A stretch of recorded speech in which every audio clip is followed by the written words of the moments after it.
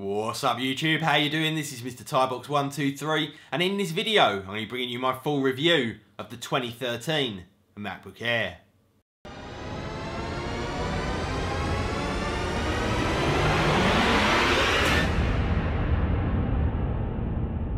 Welcome back everybody, and it is time for the 2013 MacBook Air. I've been using it now for the past 2 or 3 weeks and as usual been thoroughly impressed with this year's release.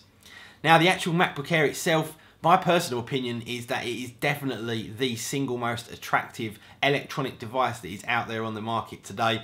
I think it's just absolutely beautiful. I think the innovation that went into it as well, especially right from the very early models, is just absolutely tremendous. And we can see that carried right the way through to some of the excellent features that we've got in this year's model.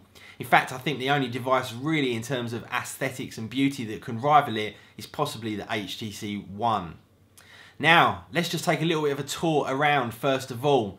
Now, one thing you will notice pretty much straight away is this looks exactly the same as last year's model. In fact, you have to look quite closely to notice that the only change is the actual new dual microphones running down the side of this year's MacBook Air. They've changed from that single microphone with a little mesh design on the outside to 2 little pinholes for the new higher quality dual microphone setup. Now, working our way around the rest of the device, first of all, you notice on the right hand side we have got a USB 3 port and then the XD-XC card reader along with that Thunderbolt port as well.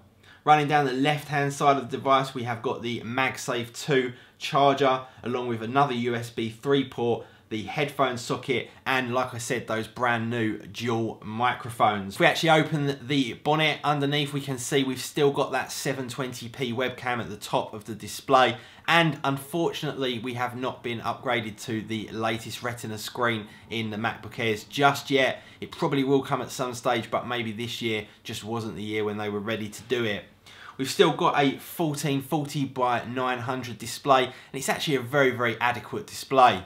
Although we've kind of been spoiled with these recent Retina developments, the display itself is of a very high quality, great viewing angles, great contrast, and absolutely all round just a pretty decent screen. We've still got these stereo speakers, and one thing that has been newly introduced is the brand new 802.11ac Wi-Fi.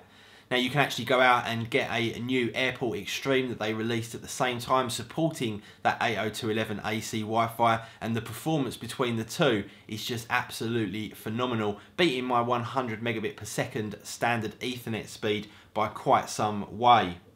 Now where all of the magic new changes have happened is under the hood. We've got this brand new Haswell architecture, and in fact this particular model comes with a 1.3 GHz dual-core i5 processor boosting up to 2.6 GHz on that brand new Haswell architecture. We've also got a new HD 5000 graphics card along with some newly designed SSD flash storage that is now actually soldered directly to the PCI bus rather than going through the SATA port, meaning that we get some absolutely incredible speeds on the flash storage, going up to 750 megabytes per second on the read and about 450 to 500 on the write. Some people seem to have slightly faster flash storage than that, but this is what my particular model came in at.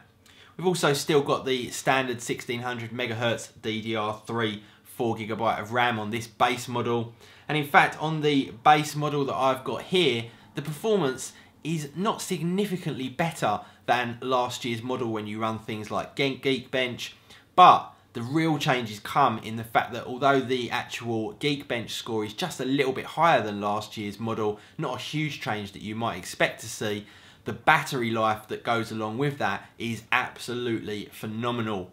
In fact, totally groundbreaking from Intel. I think they've done an incredible job, giving us slightly faster speeds, but with ridiculously improved battery life. Now, the actual testing that I've done on this, I've found that with medium to heavy use, I can easily get somewhere in the region of 9 to 11 hours. And in fact, if you use it extremely lightly, you will actually break through that 12-hour mark that Apple have quoted, giving you definitely the all-day battery life that Apple have marketed so heavily. Now the actual performance itself, like I say, hasn't changed hugely from last year's model, but you can still do all of your daily tasks on this. You can even bump yourself up and do things like video and graphic editing, and this little MacBook Air actually trolls through it quite well indeed. If If you want to push it all of the way, you can actually run games on this, although the fans do kick in fairly quickly and you can find it getting pretty hot. If you want to check out the gaming statistics on this particular MacBook Air, I have done a video on it. You can check that out as a link in the description. We've still got the same trackpad and keyboard as last year's model. That beautiful backlit keyboard working extremely well if you're working in slightly lower lit situations. And that amazing glass trackpad really does just fulfill its purpose fantastically well. And in fact, you can even go away and install Windows on the MacBook Air, and it really does work incredibly well. And I would actually say, less the touchscreen, probably one of the best experiences you'll find for the new Windows 8 runs on the MacBook Air. Now, my final opinion, you guys might already know, I think this is an absolutely incredible device. Like I said at the beginning, I don't think you'll find anything out there on the market today that is aesthetically pleasing as the MacBook Air. And now with the new introduction of the Haswell architecture and that new faster flash storage, not only is the performance incredible for such a tiny device, but most of all, and for me most importantly, you get that ridiculously long battery life, meaning that with this portability and now longevity in terms of battery life, it really just does make this so usable and so fantastic to use. Anyway guys, I would definitely recommend this to anyone out there who wants to buy it, whether you're going to use it on Windows or whether you're going to use Mac OS X. I just think you get the most incredible user experience from the MacBook Air, and this year's model really has just made it even better. Anyway guys, thank you very much for watching. Please do hit that like button for me. If you like this video, make sure you subscribe for more, and I will see you all in the next one. See ya.